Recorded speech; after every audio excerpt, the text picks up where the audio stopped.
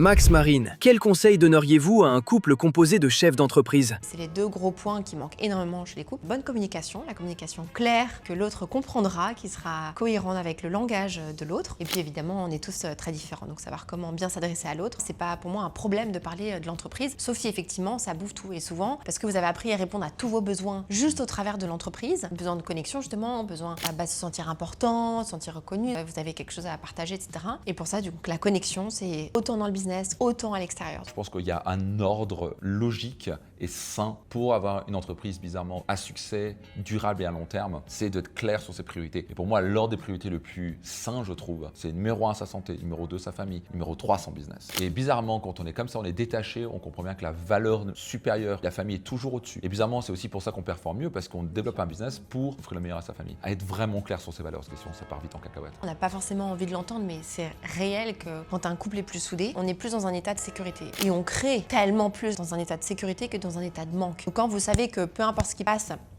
vous êtes connecté, en fait, vous êtes plus fort que tout.